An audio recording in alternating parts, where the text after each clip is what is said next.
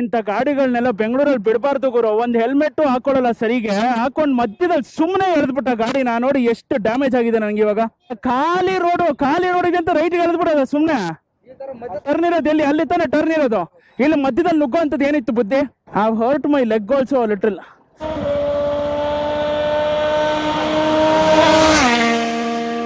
ರಾಘು ಅವರೇ, ಹಾ, ರೀಸೆಂಟ್ಲಿ ನಂಗೆ ಗೊತ್ತಾಯ್ತು ನಿಮ್ಮ ಗಾಡಿಗೆ ಯೂಲು ಗಾಡಿ ಸ್ವಿಗ್ಗಿ ಗೈ he came and he touched your vehicle. Yes. Especially I think ಈ ಪೋರ್ಷನ್ ಅಲ್ಲಿ ಡ್ಯಾಮೇಜ್ ಆಗಿತ್ತು. ಅಲ್ಲಿ ನಿಮಗೆ ಮಡ್ಗಾಡ್ ಹತ್ರ ಇನ್ನ ಸ್ಕ್ರಾಚ್ ಕಾಣಿಸ್ತಿರ್ಬೋದು ನೋಡಿ, ಅದನ್ನ ಬಿಟ್ಬಿಟ್ಟಿದ್ದೀನಿ ಕಪ್ ಚುಕ್ಕೆ ತರ. ಇದು ಸಿ ಏನು ಗೊತ್ತಾ, ಮನುಷ್ಯ ಅಂದಮೇಲೆ ಸ್ಕಾರ್ಸ್ ಇರಬೇಕು, ಗಾಡಿ ಅಂದಮೇಲೆ ಒಂದು ಮಾರ್ಕ್ ಇರಬೇಕು. ಇಲ್ಲ ನೀವು ಗಾಡಿ ಓಡಿಸ್ತಿದ್ದೀರಾ ಅಂತಾನೆ ಇಲ್ಲ. ನೀವು ಆ ಲೋ ಟೋನಲ್ಲಿ ಒಳ್ಳೆ ಶಿವರಾಜ್ ಕುಮಾರ್ ಥರ ಮಾತಾಡ್ಬಿಟ್ರಿ ಒಂದು ಸೆಕೆಂಡ್ಗೆ. ಹೇಳಿ. Yes you are right bro. See bro, ನಮಗೆ ಅದು ಸಖತ್ ಹರ್ಟ್ ಆಗುತ್ತೆ. I understand. ಗಾಡಿಯಲ್ಲಿ ಏನೋ ಒಂದು ಸರಿ ಇಲ್ಲ ಅಂತಂದರೆ ಎಲ್ಲೋ ಒಂದು ಕಡೆ ಬೇಜಾರಾಗ್ತಾ ಇರುತ್ತೆ. ಹೌದು. ನಿಜ ಹೇಳ್ಬೇಕಂತಂದರೆ ಏನಾರ ಒಂದು ಸ್ವಲ್ಪ ಸರಿ ಇಲ್ಲ ಅಂದರೆ ನಮ್ಗೆ ಅದು ಪೂರ್ತಿ ಸರಿ ಮಾಡಿಸೋ ತನಕ ಸಮಾಧಾನ ಆಗೋದಿಲ್ಲ. ಪರ್ಫೆಕ್ಟಾಗಿರಬೇಕು ಗಾಡಿ ಅಂತೇಳಿ ಅನಿಸ್ತಾ ಇರುತ್ತೆ. ಹೌದು. ಈವನ್ ಎಲ್ಲಾರ ರೈಡ್ ಹೋಗಿ ಬಂದು ಕೊಳೆ ಆದರೆ ಕ್ಲೀನ್ ಮಾಡಿ ನಿಲ್ಲಿಸ್ಬಿಟ್ರೆ ಲೂಪ್ ಗೀವ್ ಎಲ್ಲ ಮಾಡಿ ಸಮಾಧಾನ. ಬಟ್ ಆದರೆ ಇನ್ನೊಂದೊಂದು ಸರಿ ಏನನ್ಸುತ್ತೆ ಅಂದರೆ, ಈ ಸಣ್ಣ ಪುಟ್ಟ ಕೆಸರು ಕೊಚ್ಚೆ ಇಲ್ಲ ಈ ಥರ ಸಣ್ಣ ಸಣ್ಣ ಮಾರ್ಕು ಏನು ಇಲ್ಲ ಅಂತಂದರೆ ನೀವು ಆ್ಯಕ್ಚುಲಿ ರೈಡೇ ಮಾಡ್ತಿಲ್ಲ ಅಂತ ಅಂದ್ಬಿಟ್ಟು. ಸ್ಪೆಷಲಿ ನಮ್ಮ ಇಂಡಿಯನ್ ರೋಡ್ ಕಂಡೀಷನ್ಸಲ್ಲಿ when you are riding being around people, it's not so easy. But ಹಂಗನ್ಬಿಟ್ಟು ಹಾಳು ಮಾಡ್ಕೊಬೇಕು ಅಂತ ಹೇಳ್ತಿರೋದ. I think you get my point. Yes. And ಇನ್ನೊಂದು ಹೇಳಿದ್ನಲ್ಲ, ಇಷ್ಟೊಂದು ನಿಮ್ ಕತೆ ಹೇಳ್ಕೊಂಬಂದೆ, ಯಾವ್ಯಾವ ಗಾಡಿ ಓನ್ ಮಾಡ್ತಿದೆ, ಅದು ಇದು ಮಧ್ಯದಲ್ಲಿ ಬೈಕೇ ಇಲ್ಲದೆ ಅಬ್ಬೆಪಾರಿ ಥರ ಇದೆ ಅಂತ ಅಂದ್ಬಿಟ್ಟು. ಬಟ್ ದ ಪಾಯಿಂಟ್ ಇಸ್, ಇದನ್ನ ಒಂದು 4 ವರ್ಷದಿಂದ ಸ್ಲೋಗ್ ದುಡ್ಡು ಮಾಡ್ಕೊಂಡ್ಬಂದು ತೊಗೊಂಡಿರೋ ಗಾಡಿ ತಗೊಂಡು 2 ದಿನದಲ್ಲಿ 1000 ಕಿಲೋಮೀಟರ್ಸ್ ಮಾಡಿ 3ನೇ ದಿನಕ್ಕೆ ಹಂಗೆ ಆಕ್ಸಿಡೆಂಟ್ ಆಯ್ತಲ್ಲ, ಅದು ಸ್ವಲ್ಪ ತಡ್ಕೊಳಕ್ ಆಗ್ಲಿಲ್ಲ. 2 ದಿನಕ್ಕೆ 1000 ಓಡಿಸಿರ ಅಂದ್ರೆ ನನ್ಗೆ ಗೊತ್ತಾಯ್ತು ಫಸ್ಟ್ ನಿಮಗೆ ಫಸ್ಟ್ ಸರ್ವಿಸ್ ಆಗ್ಬಿಡ್ಬೇಕು ಗಾಡಿ. ಎಸ್, ಅದೇ ಇಂಪಾರ್ಟೆಂಟ್ ಇದ್ದಿದ್ದು. See that's what we do ಅಲ್ವಾ? ಕರೆಕ್ಟ್. ನಾನು ಆಕ್ಚುಲಿ ಹಿಮಾಲಯನ್ ಬ್ರೇಕ್ ಇನ್ ಮಾಡ್ಬೇಕಿದ್ರೆ ಎಷ್ಟು ಒದ್ದಾಡಿದೆ ಅಂದ್ರೆ, ಇದೆಲ್ಲ ಓಡಿಸ್ಬಿಟ್ರೆ ಬೇಗ ಮಾಡ್ಬಿಡ್ಬೋದು bro. It's not so easy with because ನಾವ್ ಇದನ್ನ ಓಡಿಸಿ ಅದನ್ನ ಓಡಿಸುವಾಗ ನಮ್ಗೆ ಆ ಡಿಫ್ರೆನ್ಸ್ ಫೀಲ್ ಆಗುತ್ತೆ. ಸೊ ಆಕ್ಚುಲಿ ನಾನು ಏನ್ ಕ್ವಶನ್ ಕೇಳ್ಬೇಕಂತ ಇದ್ದಿದ್ದಂತಂದ್ರೆ, ಈ ಪಾರ್ಟ್ ಡ್ಯಾಮೇಜ್ ಆಗಿದ್ದು ನನಗೆ ನೋಡಿ ಇಲ್ಲ ಕೇಳಿ ತುಂಬಾ ಬೇಜಾರಾಯ್ತು. ಬಟ್ ಅಲ್ಲಿ ತುಂಬಾ ಸ್ಯಾಡೆಸ್ಟ್ ಪಾರ್ಟ್ ಏನಂತ ಹೇಳಿದ್ರೆ, ನನಗೆ ಇವರಿಗೆ ಆಕ್ಚುಲಿ ಯೂಲು ಅಂತ ಒಂದು ಎಲೆಕ್ಟ್ರಿಕ್ ಗಾಡಿ ಬರುತ್ತೆ. ನೀವು ಇವಾಗ ಸುಮಾರು ಈ ಸ್ವಿಗ್ಗಿ ಝೊಮ್ಯಾಟೊ ಇದೆಲ್ಲ ಡೆಲಿವರಿ ಮಾಡೋದಕ್ಕೆ ಈ ಗ್ರೀನ್ ಕಲರ್ ಗಾಡಿಗಳನ್ನ ಹೋಗ್ತಾ ಇರುತ್ತೆ ಎಲೆಕ್ಟ್ರಿಕ್, ನೀವು ಅಬ್ಸರ್ವ್ ಮಾಡಿರ್ತೀರಾ. ಇನ್ನೂ ಒಂದು ಬ್ರ್ಯಾಂಡ್ ಇದೆ ಬ್ರೋ, ಅದು YZ ಏನೋ ಸ್ಟಾರ್ಟ್ ಆಗುತ್ತೆ, ಅದು ಹೆಸರು electric. So one thing what I understood from your video ಅಂತಂದ್ರೆ, ಇವ್ ಯಾವ್ದಕ್ಕೂ ಇನ್ಶೂರೆನ್ಸ್ ಇರೋದಿಲ್ಲ. ಇಲ್ಲ, ಇನ್ಶೂರೆನ್ಸ್ ಅಲ್ಲ, ಅದಕ್ಕೆ ಪರ್ಮಿಟ್ ಇಲ್ಲ ಸರಿಗೆ, ಆಯ್ತಾ, ರೋಡ್ ಟ್ಯಾಕ್ಸ್ ಕಟ್ಟಿಲ್ಲ. And if the rider who is riding it, ಅವ್ರಿಗೆ ಏನಾದ್ರು ಆಯ್ತು ಅಂತ ಹೇಳಿದ್ರೆ ಅವ್ರಿಗೂ ಏನು ಬ್ಯಾಕಿಂಗ್ ಇಲ್ಲ, ಅದರಲ್ಲಿ ಬ್ಯಾಕಿಂಗ್ ಇಲ್ಲ. That is the problem. So ನಾನು ಆಕ್ಚುಲಿ ಇದು ನಿಮಗೆ ಕ್ವಶನ್ ಅನ್ನೋದಕ್ಕಿಂತ ಇದು ಆಡಿಯನ್ಸ್ ಕೂಡ ನಾನೊಂದು ಇನ್ಫಾರ್ಮೇಶನ್ ತರಾನೇ ಹೇಳ್ಬೇಕಂತ ಅನ್ಕೊಬೋದು. Of course these things may not reach the company people, but ಏನಂತಂದ್ರೆ ಹಿಂಗೆ ಒಂದು ಆದಾಗ ಆ ಹುಡುಗರು ಕೆಲಸ ಮಾಡೋರು ಎಷ್ಟು ಕಷ್ಟಪಟ್ಟು ಪಾಪ ಏನೋ ಮಾಡ್ತಿರ್ತಾರೆ, ಅವ್ರದ್ದು ತಪ್ಪಿರುತ್ತೆ ಆಯ್ತಾ. ಇವಾಗ ನಮ್ಮ ಪರಿಸ್ಥಿತಿ ಹೆಂಗಾಗುತ್ತೆ ಅಂದ್ರೆ, ನಾವು ಸಂಕಷ್ಟದಲ್ಲಿ ಸಿಗಾಕೊಂತೀವಿ, ಅವ್ರನ್ನ ನಾವು ಕೇಳಕ್ಕಾಗಲ್ಲ. ಕರೆಕ್ಟ್. ಕೇಳಿದ್ರೆ ಅವ್ರಿಗೆ ಕೊಡಕ್ಕಾಗಲ್ಲ. I will add one very good point here. ಏನಾಯ್ತು ಅಂತ ನಿಮ್ಗೆ ಒಂಚೂರು ಕತೆ ಹೇಳ್ತೀನಿ. ಇನ್ನ ನಾನು ನನ್ನ ವಿಡಿಯೋ ರಿಲೀಸ್ ಮಾಡಿಲ್ಲ ಅದ್ರ ಬಗ್ಗೆ. ಏನಾಯ್ತು ಅಂತ ಹೇಳಿದ್ರೆ, ಆ ಹುಡುಗ ಅವ್ನು ತಪ್ಪು ಮಾಡಿದ್ದು ಒಪ್ಕೊಂಬಿಟ್ಟ, ಅವ್ನು ಗುದ್ದಿದ್ದು ಎಲ್ಲ ಮಾಡಿದ್ದು ಒಪ್ಕೊಂಬಿಟ್ಟ. ಅವ್ನು ನನಗೆ ಡೈರೆಕ್ಟ್ ಆಗಿ ಬ್ಯಾಂಕ್ ಅಕೌಂಟ್ ನಿಂಗೆ ತೋರಿಸ್ಬಿಟ್ಟ, ನೋಡಿ ಸರ್ ನನ್ನ ಹತ್ರ ಇರೋದೇ 5,000 ರೂಪಾಯಿ, ಓಕೆನಾ. ಆದರೆ ನಾನು ಏನು ಮಾಡಲಿ, ಇವಾಗ ನಿಮ್ದು ಇನ್ಶೂರೆನ್ಸ್ ಇದೆಲ್ಲ ಕ್ಲೈಮ್ ಮಾಡ್ಕೊಳ್ಳಿ ಹೋಗಿ, ನಾನು ಮಿಸ್ಟೇಕ್ ಮಾಡಿದ್ದೀನಿ, ನಿಮ್ಮ ದೊಡ್ಡ ಗಾಡಿ ಇದೆ, ನೀವೇ ಏನು ಬೇಕೋ ಮಾಡ್ಕೊಳ್ಳಿ ಅಂತ ಹೇಳಿದಕ್ಕೆ ನನಗೆ ಬೇಜಾರಾಯಿತು. ಫಸ್ಟ್ ಆಫ್ ಆಲ್ ಹೊಸ ಗಾಡಿ ಅಂತ ಫೀಲಿಂಗ್ ಇತ್ತು. ಅದೇನು ಗೊತ್ತಾ ಬ್ರೋ, ಹೊಸ ಗಾಡಿಗೆ ಅದರಲ್ಲೂ ಹಿಂಗೇನಾರು ಆಯ್ತಂತಂದ್ರೆ ಎಷ್ಟು ಇವಾಗ ಸರಿ ತಪ್ಪು ಅನ್ನೋದು ಒಂದು, ನಾವು ಅಷ್ಟು ದುಡ್ಡು ಕೊಟ್ಟು ಏನೋ ಒಂದು ಆಸೆ ಪಟ್ಟು ಎಷ್ಟೋ ತಗೊಂಡಿರ್ತೀವಿ, ಹಿಂಗ ಆಗ್ಬಿಡ್ತಲ್ಲ ಗುರು ಅಂತ ಅದ್ರಲ್ಲಿ ಕೋಪ ಜಾಸ್ತಿ ಆಗುತ್ತೆ, ನಮ್ದು ಈಗೋ ಬೇಗ ಹರ್ಟ್ ಆಗ್ಬಿಡುತ್ತೆ, ಬೇಗ ಇದಾಗುತ್ತೆ. ಆದ್ರೆ ಏನ್ ಮಾಡಿದೆ ಗೊತ್ತಾ, ಹುಡುಗಂಗೆ ಹೇಳಿದೆ, ನೋಡು ನಿನ್ ಬ್ಯಾಂಕ್ ಅಕೌಂಟ್ ನಿಂಗೆ ಇದೆ ಅಂತ ಗೊತ್ತು, ನಿಂಗೆ ಯಾರು ಫ್ರೆಂಡ್ಸ್ ಇದಾರೆ ಎಲ್ಲರನ್ನೂ ಕರಿ. ಎಲ್ಲರನ್ನೂ ಕರೆದ 25 ಜನ ಬಂದ್ರು, 25 ಜನನು ಬ್ಯಾಂಕ್ ಅಕೌಂಟ್ ತೋರಿಸಿದ್ರು ನಂಗೆ. ಒಬ್ಬ ಹತ್ರ 1,000 ಇದೆ, ಒಬ್ಬನ ಹತ್ರ 500 ರೂಪಾಯಿ ಇದೆ, ಇನ್ನೊಬ್ಬನ ಹತ್ರ 750 ರೂಪಾಯಿ ಇದೆ. ನಾನು ಹೇಳ್ದೆ ಒಂದು ಪ್ರಾಮಿಸ್ ನಿಮಗೆ ಮಾಡ್ತೀನಿ, ನೀವು ಮಾಡಿರೋ ಮಿಸ್ಟೇಕ್ಗೆ ನೀವು ಮುಂದೆ ಇನ್ಮೇಲಿಂದ ಕರೆಕ್ಟಾಗಿ ಗಾಡಿ ಓಡಿಸ್ಬೇಕು ಅಂತ ಹೇಳಿದ್ರೆ ನನಗೆ ಇವಾಗ ನೀವು ನನಗೆ ದುಡ್ಡು ಕೊಟ್ಟಿರ್ಬೇಕು, ಇವಾಗ ನಾನು ವಾಪಸ್ ಕೊಡ್ತೀನಿ ನಿಮಗೆ ಅಂತ ಅಂದ್ಬಿಟ್ಟು ಆ ಹುಡುಗಂದು ವಿಡಿಯೋ ಎಲ್ಲ ಮಾಡಿಟ್ಕೊಂಡಿದ್ದೀನಿ, ಅವ್ರ ನಂಬರ್ ಎಲ್ಲ ಸೇವ್ ಮಾಡ್ಕೊಂಡಿದ್ದೀನಿ, ಫೋನಲ್ಲಿ ಮಾತಾಡ್ತಾ ಇರ್ತೀನಿ ಅವ್ರ ಹತ್ರ. ಆಯ್ತಾ, ಇವಾಗ ನನ್ನ ಗಾಡಿದು ಎಷ್ಟು 1,91,000 ಖರ್ಚು ಬಂತು. ಇನ್ಶೂರೆನ್ಸ್ ಅವರು 1,80,000 ಕೊಟ್ಟರು. 11,000 ನನ್ನ ಕೈಯಿಂದ ಹೋಯ್ತು. ಇವಾಗ 11,000 15,000 ಕೈಯಿಂದ ಹೋಯ್ತು.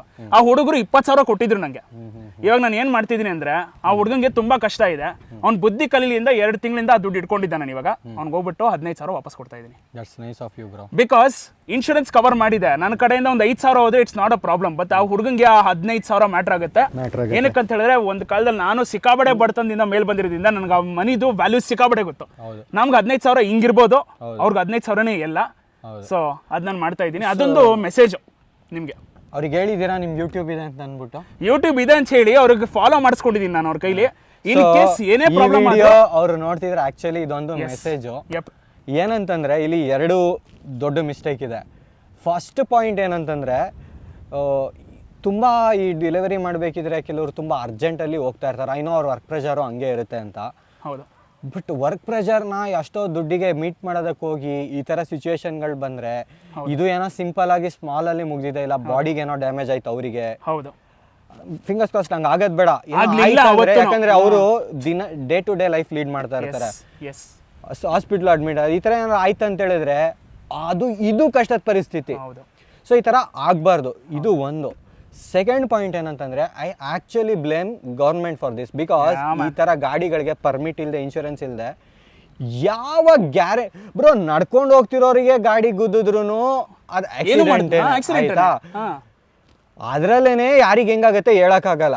ಆಯ್ತಾ, ಇವ್ರ ಗಾಡಿಯಲ್ಲಿ ಇನ್ನೊಂದು, ಅದು ಎಲೆಕ್ಟ್ರಿಕ್ ಇರ್ಲಿ, ಅದು ಎಷ್ಟೇ ಲೋ ಸ್ಪೀಡ್ ಇರ್ಲಿ, ಏನೇ ಇರ್ಲಿ, it's on the road, it's not A cycle ಅಲ್ವಾ? ಹಂಗಂತ ಇದ್ದಾಗ ಇವರು ಯಾವ ಒಂದು ಇದ್ರ ಮೇಲೆ ಈ ಗಾಡಿಗಳಿಗೆ ಪರ್ಮಿಟ್ ಇಲ್ಲದೆ, ಇನ್ಶೂರೆನ್ಸ್ ಇಲ್ಲದೆ ಕೊಡ್ತಾರೆ. ಒಂದು ಶಾಕಿಂಗ್ ಪಾಯಿಂಟ್, DL ಬೇಕಾಗಿಲ್ಲ ಗಾಡಿ ಓಡಿಸ್ಬೇಕು ಅಂತ ಹೇಳಿದ್ರೆ, ಹೆಲ್ಮೆಟ್ ಬೇಕಾಗಿಲ್ಲ ಗಾಡಿ ಓಡಿಸ್ಬೇಕು ಅಂದ್ರೆ, ಕ್ಯಾಪ್ ಹಾಕೊಂಡು ಓಡಿಸ್ತಾ ಇರ್ತಾರೆ. ನಾನು ಹೇಳಿದೆ ಅವತ್ತು ಆ ಬ್ರೇಕ್ ನಮ್ದು ಸ್ಟ್ರೀಟ್ ಟ್ರಿಪಲ್ ಅಲ್ಲಿ ಚೆನ್ನಾಗಿ ಇರ್ಲಿಲ್ಲ ಅಂದಿದ್ರೆ ಏನೋ ಒಂದು ಕಚ್ಚಡ ಆಗಿರೋದು ಪಕ್ಕಾ ಬ್ರೋ. ಅದಕ್ಕೆ ಈ ಗಾಡಿ ಮೇಲೆ ಏನೋ ಲವ್ ಜಾಸ್ತಿ. ಏನ್ ಮಾಡೋದು ಹೇಳಿ? ಇವಾಗ ಆ ಹುಡುಗಂಗೆ ಏನೂ ಆಗಲಿಲ್ಲ. ಅವ್ನು ಇವಾಗ ಫೋನ್ ಮಾಡಿ ಹೇಳ್ತಾ ಇದ್ದಾನೆ, ಮೊನ್ನೆ ಹೋಗ್ಬಿಟ್ಟು ಆ ಹುಡುಗ ಎಕ್ಸಾಮ್ ಕೂಡ ಬರ್ದ್ಬಿಟ್ಟು ಬಂದಿದ್ದಾನೆ. ಅವ್ನು ಹಳ್ಳಿಗೆ ಹೋಗ್ಬಿಟ್ಟು ಅವ್ನು ಎಜುಕೇಷನಲ್ಲಿ ಇದ್ದಾನೆ. ಅದಕ್ಕೆ ನನಗೆ ಎಜುಕೇಷನ್ ಅಂದರೆ ಎಷ್ಟು ಇಂಪಾರ್ಟೆಂಟ್ ಅಂತ ಗೊತ್ತು. ಅದಕ್ಕೆ ಅವ್ನಿಗೆ ಅದನ್ನ ವಾಪಸ್ ಕೊಡ್ತಿರೋದು ಪ್ಲಾನ್ ಮಾಡಿರೋದು. ಗೌರ್ಮೆಂಟ್ ಸೀರಿಯಸ್ ಏನಾದರೂ ಇದು ಏನು ಗೊತ್ತಾ, ಒಂದು ಗೌರ್ಮೆಂಟ್. ಹೌದು. ಇನ್ನ ನಾನೇನು ಹೇಳ್ತೀನಿ ಅಂದರೆ, if government fails in such matter, ಈಗ ನಾವು ಇನ್ನೂ ಸುಮಾರು ಜನ ಪಾಪ ಈ ಥರ ಡೆಲಿವರಿ ಎಲ್ಲ ಮಾಡೋರು ಇದ್ರೆ, we see they use scooters with proper insurance. ಅಂದ್ರೆ ಇನ್ಶೂರೆನ್ಸ್ ಅವ್ರು ಆಕ್ಚುಲಿ ಇಟ್ಕೊಂಡಿರ್ತಾರೋ ಅಂದ್ರೆ ಆಕ್ಟಿವ್ ಆಗಿರುತ್ತೋ ಇಲ್ವಾ ನನಗೂ ಗೊತ್ತಿಲ್ಲ. ಬಟ್ ಪ್ರಾಪರ್ ಸ್ಕೂಟರ್ಸ್ ಇರುತ್ತೆ. It may be electric, it may be internal combustion engine. But ಇದಕ್ಕೇನೆ ನೀವು ಆ ಗಾಡಿಗಳನ್ನ ಪ್ರಾಪರ್ ಆಗಿ ಯಾವ್ದಕ್ಕೆ ಇನ್ಶೂರೆನ್ಸ್ ಇರುತ್ತೆ ಇಂಥದನ್ನ ಯೂಸ್ ಮಾಡಬೇಕು. ಇಲ್ಲ ಅಂದ್ರೆ ಅಟ್ಲೀಸ್ಟ್ ನೀವು ತಗೊಳ್ಳೋಂಥ ಕಂಪನಿಗೆ ಇದನ್ನ ಎನ್ಫೋರ್ಸ್ ಮಾಡಬೇಕು. ಐ ನೋ ಈ ಮಾತೆಲ್ಲ ಮೆಸೇಜ್ ಎಲ್ಲ ಅವ್ರಿಗೆ ರೀಚ್ ಆಗತ್ತೋ ರೀಚ್ ಆಗಲ್ವೋ ಅಂತ. ತುಂಬಾ ಜನ ಸ್ಪೆಷಲಿ ಇಂಡಿಯಾದಲ್ಲಿ ಏನಂದ್ರೆ ಇನ್ಶೂರೆನ್ಸ್ ಅನ್ನೋ ಥಿಂಗ್ನ ತುಂಬಾ ಈಸಿಯಾಗಿ ತಗೊಂತಾರೆ. But insurance is something that will help you in such situation. ಯಾರು ಆಕ್ಸಿಡೆಂಟ್ ಆಗಲಿ ಅಂತ ರೋಡಲ್ಲಿ ಗಾಡಿ ಓಡಿಸಲ್ಲ. ಆಕ್ಸಿಡೆಂಟ್ ಆದಾಗ ಈ ಥರ ಏನಾದ್ರು ಇದ್ದಾಗ ಹೆಲ್ಪ್ ಆಗಲಿ ಅನ್ನೋದಕ್ಕೆ ಈ ಥರ ಇನ್ಶೂರೆನ್ಸ್ಗಳು ಇಟ್ಕೊಳ್ಳೋದು. ಆ ದಿನ ನಿಮಗೆ ಇವೆಲ್ಲ ತುಂಬ ಸೇವ್ ಮಾಡುತ್ತೆ. ಸೊ ನಿಮ್ಮ ಗಾಡಿ ಇವಾಗ ರೆಡಿ ಆಗಿದೆ. Very happy to see this. ಇದ್ರ ಮಧ್ಯ ಜನಕ್ಕೆ ಒಂದು ಮೆಸೇಜ್ ಕೂಡ ಹೋಗುತ್ತೆ, ರೀಚ್ ಆಗುತ್ತೆ. That is also another important thing. So be careful. Ride ಮಾಡಬೇಕಿದ್ರೆ ಎಲ್ಲ ಯಾರಿಗೋ ತಲುಪಿಸ್ಬೇಕೇನೋ ಅರ್ಜೆಂಟ್ ಅಂತ ಹೋಗ್ಬಿಟ್ಟು ನಿಮ್ಮ ಲೈಫ್ನ.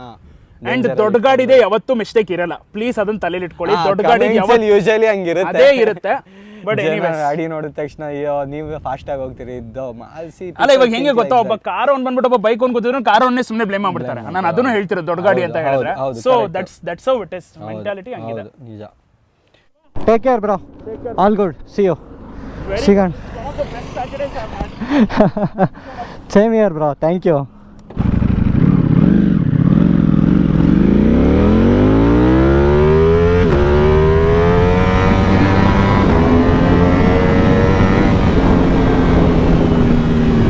ಸೊ ಬಾಯ್ಸ್, ನಿಮಗೆ ಅನಿಸ್ತು ನಮ್ಮ ಈ ಕೊಲಾಬ್ ಮತ್ತು ರೈಡ್ ಅಂತ ಹೇಳಿ ಒಂಥರ ಚೆನ್ನಾಗಿತ್ತು. ಆ್ಯಕ್ಚುಲಿ 1 ಗಂಟೆ ತನಕ ನಾವು ಟೈಮ್ ಸ್ಪೆಂಡ್ ಮಾಡಿದ್ದೀವಿ.